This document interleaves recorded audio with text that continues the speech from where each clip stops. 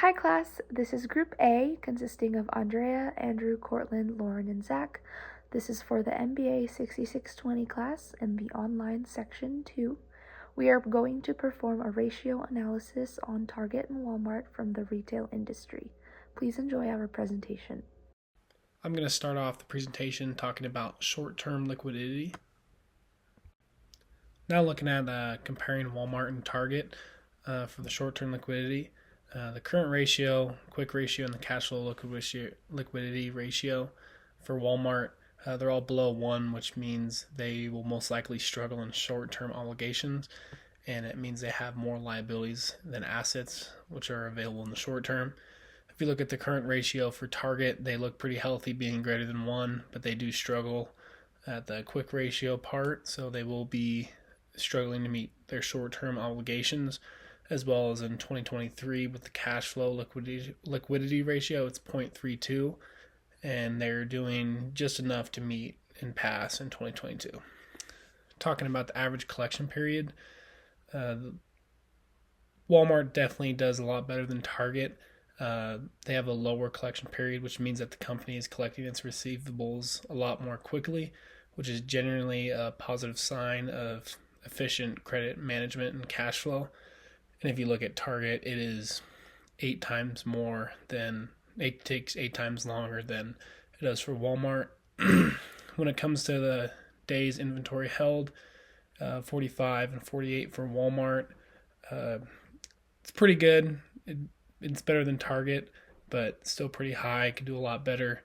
The days payable outstanding still lower than Target. Walmart is, but can be a lot lower. And then the cash conversion cycle is a lot lower. It's in the single digits, so it's generally a good sign of healthy cash flow and efficient working capital management, which is a good sign for Walmart. And Target has struggled in all 4 of those areas. The next section we will be covering is operating efficiency of both Walmart and Target. As you can see, operating efficiency is calculated using these 5 metrics. Accounts receivable turnover is the first one.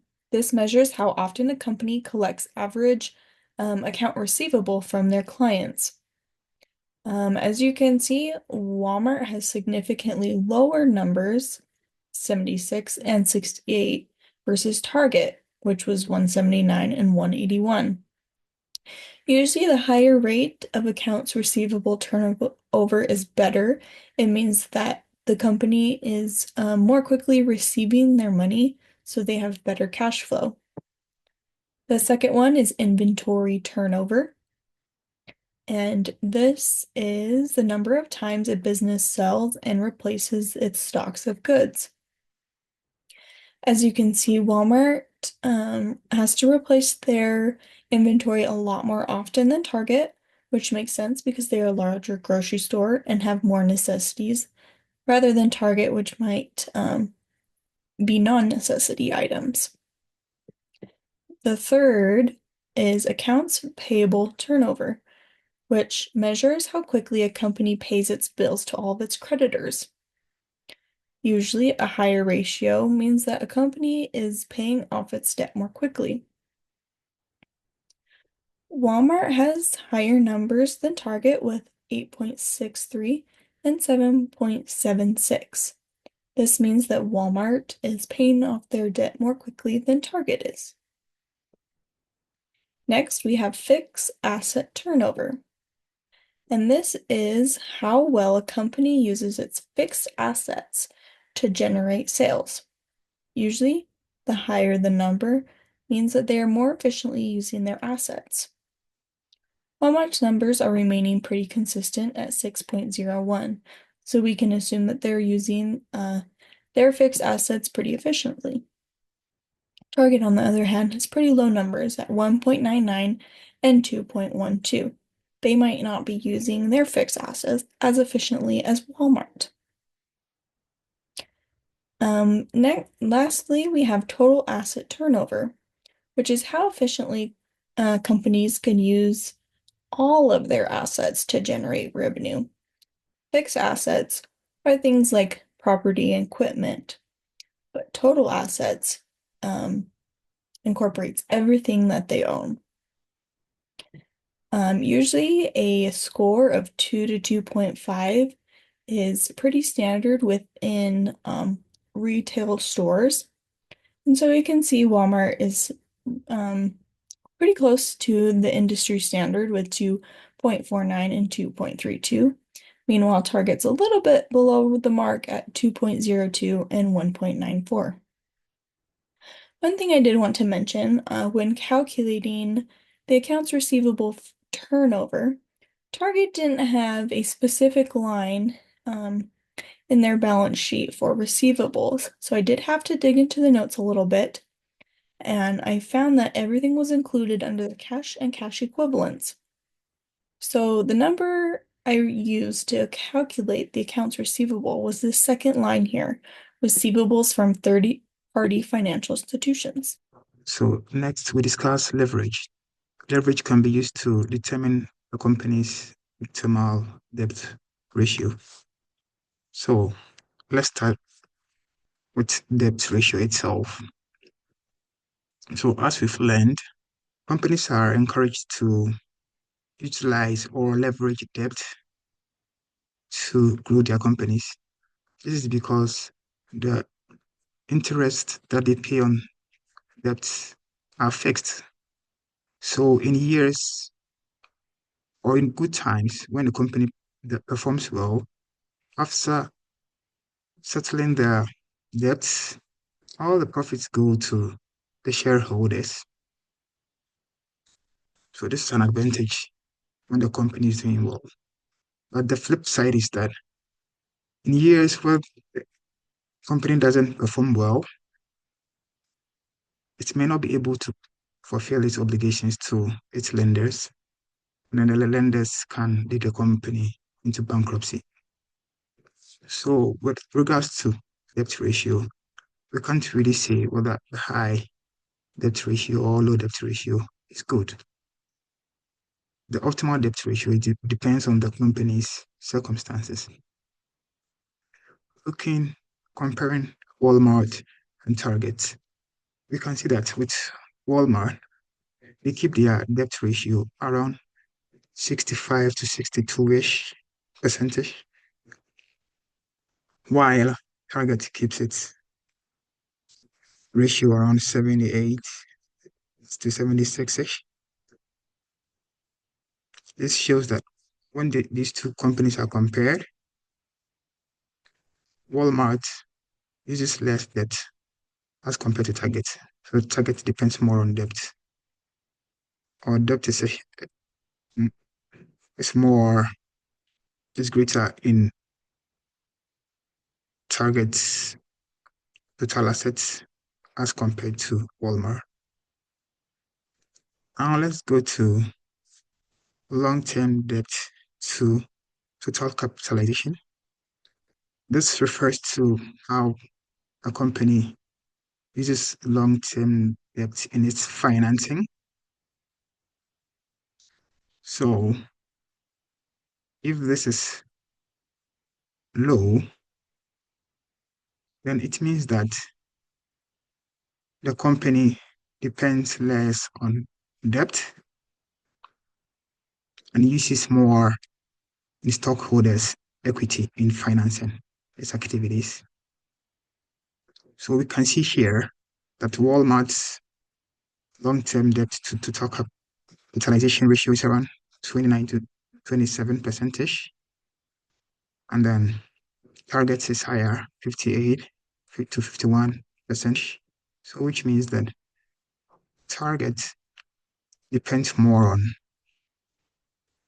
long-term debt in its financing, and Walmart uses more of stockholders' equity in its financing. Same for debt to equity ratio. It's similar to the debt ratio, but this shows the proportions of debt and equity that make up a company's assets. So you can see here for Walmart, its debt is about 2 times, 1.9, 1.6-ish. So around 1.5 to 2 times bigger than its equity. and then Target's equity is between 3 to almost 4 times bigger than its equity. So Target uses almost 4 times more debt as compared to equity in its total asset. Again, still pointing to the same picture that Target relies more on debt than Walmart, as the previous ratios indicated. Now let's go to times interest earned. So after borrowing, these companies have to pay off the interest on the loans or the debts. So with this ratio, the higher the better. It means you can pay, the higher it is, the more you can pay the interest of your debt. So the higher the better. So Walmart has to pay off the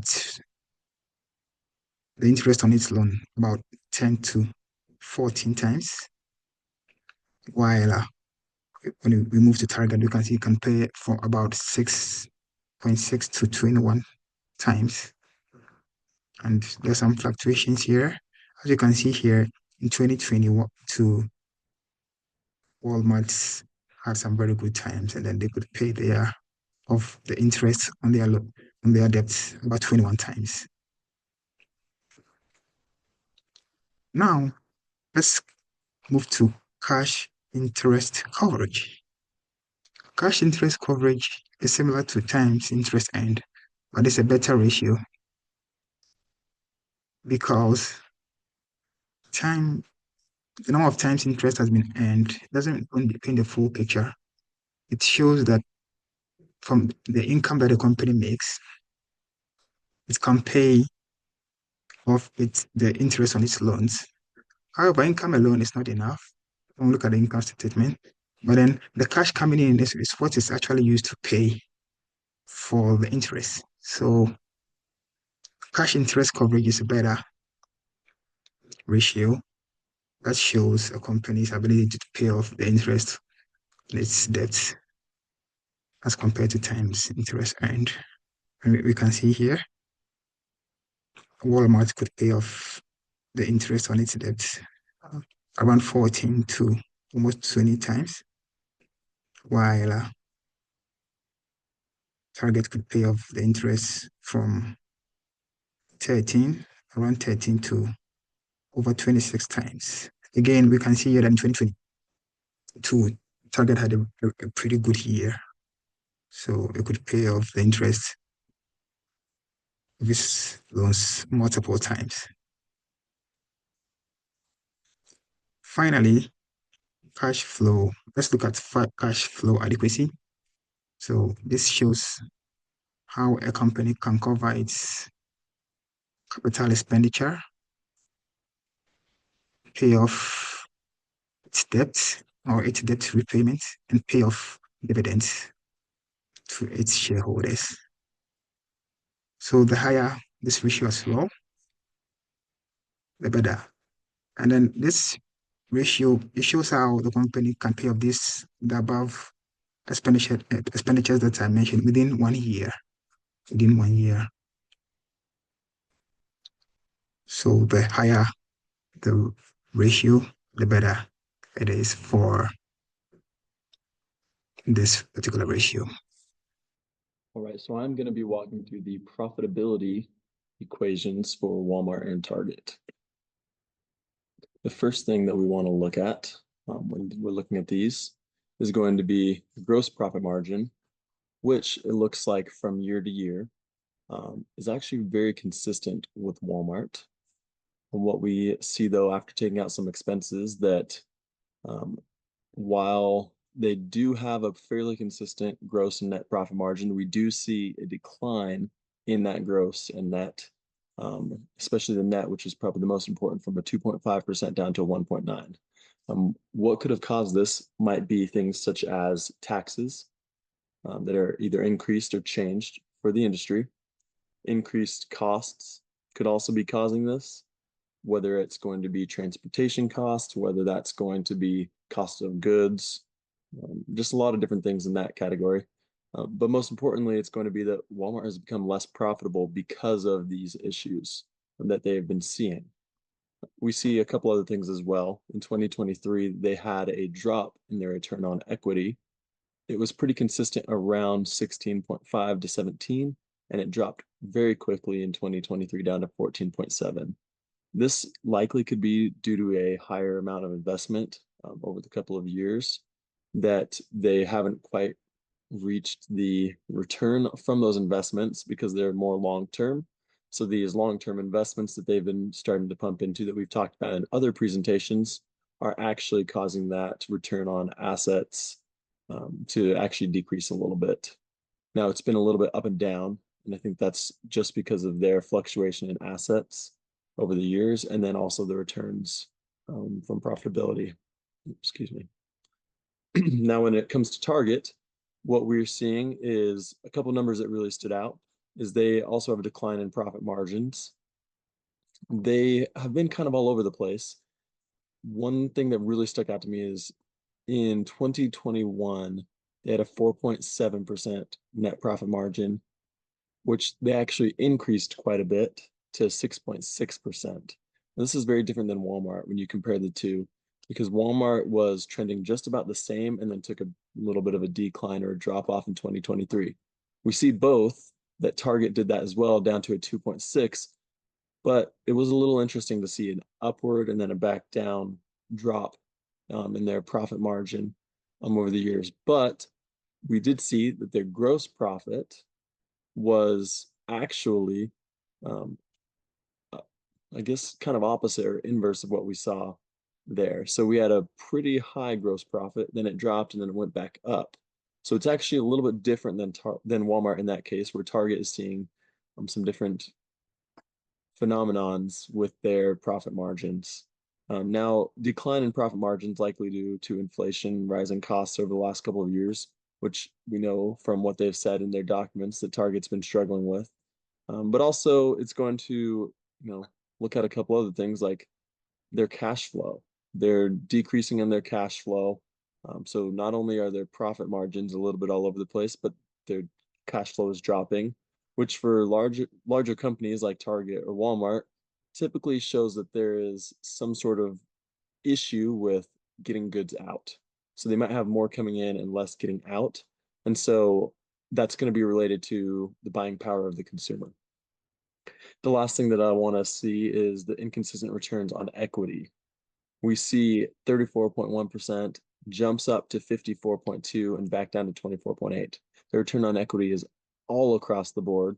And we see that there have been actually some substantial changes over the couple of years, but maybe certain years their investments weren't yielding what they hoped for, but other years it did really well. Now, if you look at the return on equity back for Walmart, we actually see that it's a lot higher. So Target's doing really well, but we see that maybe a couple of the years in 2022 we saw very high, but in 2021, 2023, they're pumping in a lot more money and not getting quite the returns that they need. Now, Target's a little more unstable than Walmart might be, which could cause a return on equity to increase or decrease at a more rapid rate. But across the board, though, even though it is consistent, they are receiving high return on equity, which is a great thing for Target. So next I'm going to talk about market measures. These are Walmart's numbers. In 2021, earnings per share were $4.77. In 2022, it climbs to $4.90, and in 2023, it declines to $4.29. So we'll see that dollars earned per share purchased decreased between the 3 years, probably due to a decline in revenue. The closing price for fiscal year 2021 ending on December 26 is $48.23. The next fiscal year ending December 25, 2022, the closing price was $47.26, And the next fiscal year ending on December 31st, 2023, the closing price is $52.24. In 2021, the price to earnings ratio based on closing price is 10.11. In 2022, it's 9.64, and in 2023, it's 12.18. The price to earnings ratio increased by approximately 2% between 2021 and 2023. So in 2023, the price of stock is 12.18 times higher than the earnings for that year. As for the dividend payout rate, in 2021, it's 45.27%. In 2022, it's 71.58%, which is really high. And in 2023, it comes back down to 52.35%. In 2021, the dividend payout rate is 45.27%. In 2022, that rises to a high of 71.58%. And in 2023, it goes back down to 52.35%. In 2022, at that high, 71.58% of the $4.90 earned per share purchase were actually paid out to stockholders.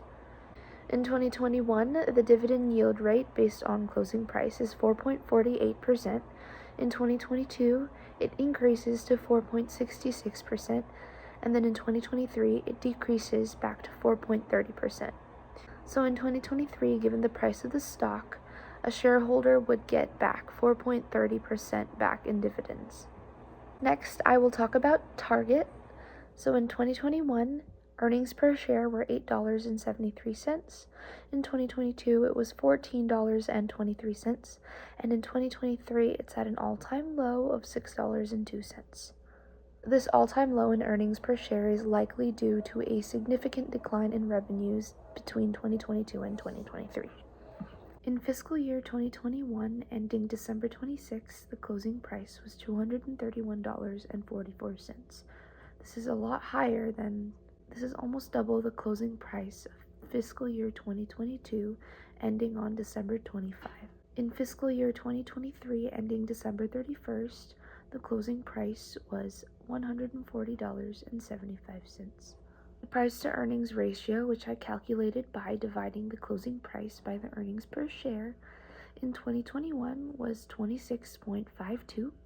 In 2022, it decreases to 10.47, and in 2023, it increases back to 23.40, which means that in 2023, the price of stock is 23.40 times higher than earnings for that year. As for the dividend payout rate, in 2021, the percentage of earnings actually paid out to shareholders is 30.75%. In 2022, it decreases to 22.29%, and in 2023, it increases back to 66.04%. I think it's interesting that in 2022, the earnings per share are almost double that of 2023, but in 2023, the dividend payout rate is almost triple that of 2022. As for the dividend yield rate based on closing price, in 2021, it's 1.16%. In 2022, it increases to 2.13%. And in 2023, it increases once again to 2.82%, which means given the price of stock in 2023, a shareholder would get 2.82% back in dividends. Now, when comparing the two companies' market measures, one of the first things that I noticed was that earnings per share in Walmart remain relatively the same between the 3 years. It kind of floats in that 4.3, 4.9 area, so there's not that big of a difference. But for Target, there's a range of $6.02 all the way through $14.23. So it's a little bit more unpredictable in that way. For Walmart, we'll also see that the closing price is significantly lower than Target's. There's also a way smaller range between the numbers, so the low is $47.26 and the high is $52.24, while for Target, the low is $140.75 and the high is $231.44. So not only are Target's stock prices significantly higher than Walmart's, but the range in closing price is also significantly larger. For Walmart, the price to earning ratios are 12.18, 9.64, and 10.11, while the price to earning ratios for Target are 23.38, 10.47, and 26.51. So it's kind of the same as the other categories where Target's price to earning ratio is just significantly higher than Walmart's, and there's also a larger range between the values. As for the dividend payout rate, we'll see that the numbers are a little bit more across the board. So for Walmart, we have 52.35%, 71.58%, 45.27%. For Target, we have 66.4%, 22.29%, and 30.75%. So there's a lot more variety with those numbers.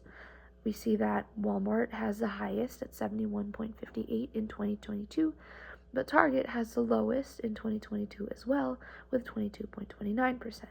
Now I wonder if there's a reason for that, given that the two companies are competitors. And lastly, we will compare the dividend yield rate based on closing price between the two companies. So with Walmart, our numbers once again float around 4.4, but for Target, we have a larger range and higher numbers overall.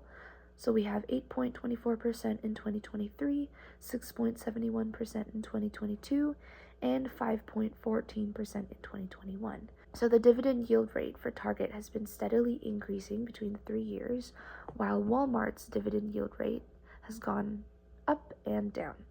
So overall in the market, I can see that Walmart is a little bit more predictable and tends to clock in at lower ratios and lower numbers, while Target tends to clock in at higher stock prices, and there's a lot more variability with how an investment in Target would bode in the market. Thank you so much for watching our presentation and have a wonderful day.